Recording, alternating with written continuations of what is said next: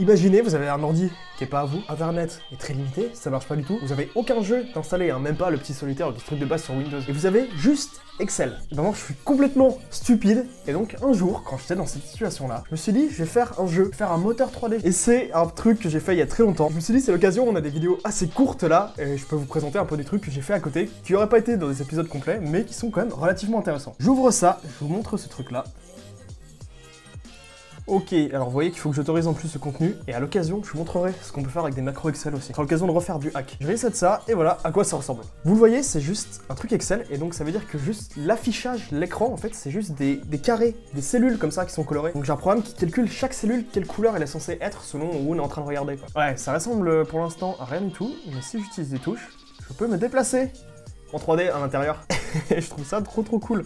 Alors c'est méga pixelisé, hein, parce que les performances, là, je pense que t'as 4 frames par seconde. C'est assez naze, mais je suis tellement fier de ce projet-là. En gros, on a un petit labyrinthe, j'ai pas grand-chose dedans, on peut se balader. Vous voyez qu'il y a un peu de lumière, ça devient plus sombre quand on va vers le fond.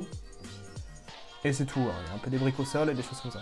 Ça rappelle peut-être des jeux que vous connaissez, type Wolfenstein ou des choses comme ça, les Doom à l'origine. Je prends une feuille pour vous expliquer vite fait comment ça marche, parce que ce genre de 3D, on peut même le faire à la main en fait. Si vous voyez ça un peu façon Minecraft, on a un décor comme ça, qui est à notre niveau, et vu d'au-dessus, bah finalement c'est juste une carte quoi, on peut représenter ça dans une espèce de matrice, c'est tout simple. Ça, c'est la carte vue d'au-dessus. Moi, je vais la représenter ici, j'ai colorié un peu là où il y a des blocs tout simplement. Et imaginez que le joueur sur cette carte-là, il est juste ici. Maintenant, voilà l'écran de ce que le joueur veut voir. Là, on va faire exactement comme ce que Nvidia fait avec ses cartes et tout, on va faire du ray tracing, enfin du ray casting on appelle ça. Le joueur il a un angle de vue comme ça, le centre de l'écran c'est là tu regardes tout droit. Donc je trace un rayon et je m'aperçois que le mur est vachement loin. Donc à cet endroit là, je dessine un tout petit bout de mur. Je trace un rayon un peu plus sur la gauche du joueur, je heurte le coin du mur là. Donc un petit peu plus loin vers la gauche, on a un mur qui est plus proche. Je continue, on heurte le mur à l'endroit là, qui est encore plus proche. Je continue plus loin, on a celui-là qui est à peu près au même niveau que l'autre. Tout à gauche, comme ça, là on est vraiment hyper proche, donc là je fais gros mur. Et en fait, il faut imaginer que je balaye des rayons sur tout le champ de vision comme ça. Donc je relis ce que j'ai fait avant. En fait, ça va donner ce genre de truc. Je fais pareil de l'autre côté. Et après, plus un mur est petit, plus je le dessine sombre. Tous les petits bouts de mur qu'on a dessinés en traçant les rayons qui vont dans le fin fond, on les dessine méga sombre. Ceux-là, on les fait un petit peu moins sombres. Là, très léger parce qu'on commence à être plus proche. Même chose de l'autre côté. Et voilà. Et c'est comme ça que je me retrouve avec ce décor-là. Et si je transpose ça dans Excel, voilà le rendu qu'on avait. Et donc, vous voyez que c'est exactement la même chose, quoi. En balançant des rayons, je sais plus ou moins où est le mur. Plus il est loin, plus je fais un petit mur. Plus il est proche, plus je fais un grand trait vertical. C'est tout con, mais j'avais fait des rendus comme ça en meilleure qualité, alors qui était bien plus lent, mais du coup j'ai essayé d'accélérer. Franchement, mais ça rend trop bien quoi.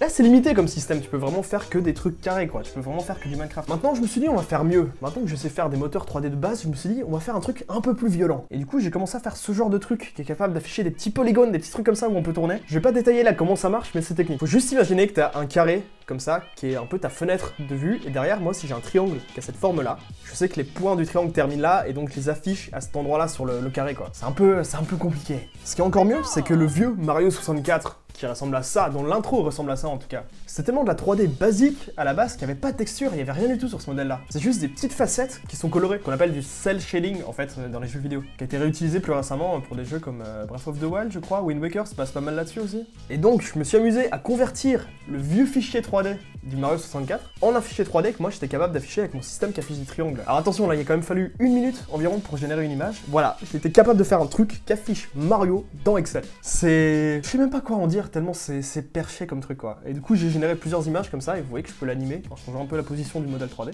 Enfin de la caméra autour du modèle. On voit aussi que j'ai fait un peu de lumière, ce qui fait que le nez est plus éclairé, et plus c'est loin, moins c'est éclairé. C'était très basique, hein, mais ça rend pas mal. Vraiment c'est un truc qui est assez technique, assez compliqué, donc je vais pas du tout aller dans les détails, mais c'est juste un défi quoi, j'avais que ça à faire, je m'ennuyais. Peut-être qu'un jour je ferai des jeux, je ferai réellement des trucs, et il y a des mecs qui ont vraiment fait des trucs perchés sur Excel. Il y a un gars qui avait fait un jeu comme ça réellement où tu te baladais, un peu à la Slenderman, où tu te balades avec ta lampe de poche et tout. Bon du coup il est bien plus dégueulasse et bien moins effrayant, hein, mais... mais ça marche on va dire. Donc voilà pour cette courte vidéo, cette courte présentation d'un projet que j'avais pu faire il y a un bout de temps. J'espère que ça vous aura quand même plu. J'espère que ça vous aura donné surtout un aperçu du genre de truc débile que je peux faire vraiment quand je m'ennuie. Je suis du genre à partir dans un truc quoi. J'ai une idée stupide, je me déterre, je fais que ça, et à la fin il y a un résultat quoi. Typiquement c'est vidéo de Noël. On n'est pas encore au bout, on n'est pas encore au bout. Bref, rendez-vous demain pour la prochaine vidéo. Moi je vais aller dormir un peu. À très bientôt. Ciao.